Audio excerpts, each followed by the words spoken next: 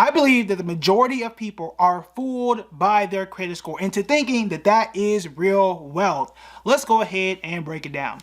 The inspiration for this video came from a Facebook group, and I took that comment and posted on Twitter. You can see the comment here. And this person was upset about their student loans being forgiven, but their credit score dropping by 86 points. And this really makes me upset. It makes me upset. Like, I'm glad your student loans were paid, but you should not obsess over your credit score when real wealth is staring you in the face. Your credit score is not wealth, okay? Your credit score is not wealth. It can't be inherited. It can't compound, unlike my 401k or even real estate. I can pass on my home to my kids. My kids can sell their home, right? We can continue to build wealth on top of the money that I give them, right? Your credit score tops out at 850, and that's just it. And at the end of the day, what is 86 points worth in dollars? That's what I want to know. Right? Everyone thinks, well, my credit score dropped when I paid off my house or my car, or my student loans were forgiven, and people get real upset about that. But how much money is that worth? Like, I think we really have to sit down and think about why credit scores were invented and what they do and what they really mean. I think that is the real question here. Credit scores were invented in the 1950s, and they created these scores to help banks and credit cards determine who to give money to, how likely they were to pay that money back, and what to charge those people. That's what it's for. That's it.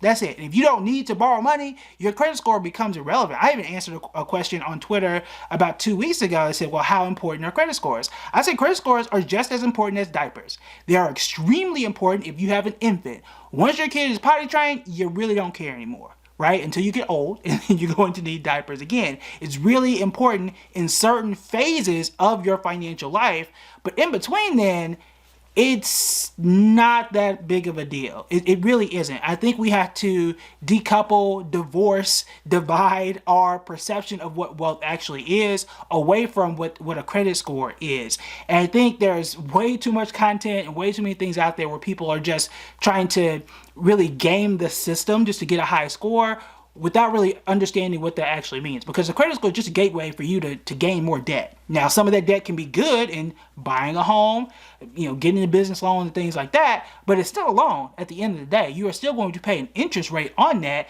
and it's not really going to work out in your favor if that is all that you do without paying attention to how much debt you are taking on, how much you are saving, how much you are investing. And that is the thing that you have to pay attention to. Okay, don't think that your credit score is well, oh, I have an 850, therefore I can do X, Y, and Z. Not really, because there are too many videos, and you guys have seen these before, where you'll say, hey, what about dinner with Jay-Z versus an 850 credit score, or something ridiculous like that, right?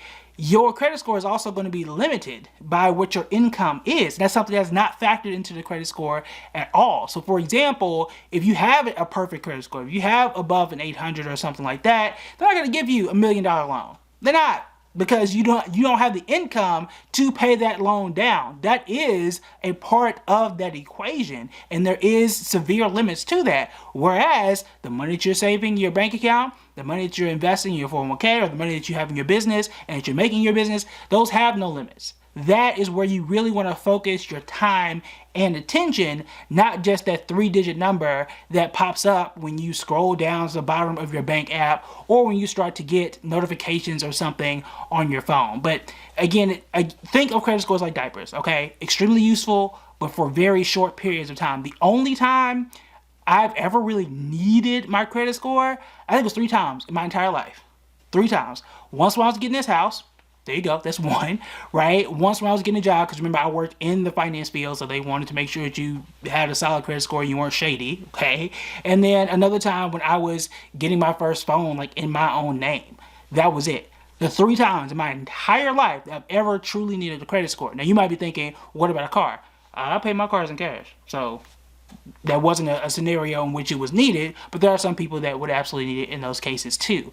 But realize how truly limited it is, right? Know when it's important, know how to grow your credit score and to get it where you need to get it, but really put it in this proper perspective. Like if I had to rank all of the financial priorities, it's near the bottom of the top 5 or the top 10. Okay, important, but nowhere near the absolute top. And I think that is a thing where somehow, some way, someone has tricked the majority of Americans into thinking like, oh, this is the thing that I absolutely have to shoot for. It's almost like a GPA. Like, it was important when I was applying to college, but once I got my first job, nobody asked me what my GPA was. I don't remember what it was. I know it was high. Okay, I know it was high, but I don't remember, and people don't ask me anymore because it is irrelevant, right? You don't need it, and it's not as important as what it was the first time I was applying to grad school or the first time I was applying to college, right? So you want to treat your credit score in that same way, where you use it when you need to, but after that, you don't want to obsess over it. I would be way more excited about getting $45,000 or having my student loans forgiven or paid off than the drop in credit score. Because when you really look at it, right, and this person didn't say how much in student loan debt was forgiven, but was it 86 points worth $100,000? Was it 86 points worth $200,000 or even $10,000? Like, really sit down and think about that and determine how much I was actually worth. I guarantee you wasn't worth whatever the amount was that was forgiven, especially when you remember how credit scores are created, right, and how they are calculated. So I will put this up on the screen. I will check my phone just to make sure that I get all of these right. Your credit score, 30% of it is the amount owed. That's how much you have for your credit balance in terms of your credit cards, mortgage, things of that nature. Payment history, are you paying those bills on time? New credit, when was the last time you applied for a new card or a new credit line? The length of the history is 15%. How long have you had these lines open? And then the credit mix. So when you pay off a debt, the main reason as to why it drops is because 15% is the length of your credit history. So if I have had a student loan for 15 years and it is closed because it is paid off, that's 15%. That's probably where that 86 points came from. Okay, in time, it is going to heal on its own. But do I really want to continue just paying debt and paying interest just to keep the score high? For what? For what? The only benefit here is to keep my score high and to pay the banks more money. That is how they get paid, by you paying interest. And the longer you pay interest, the longer you hold that debt, the more money they get paid.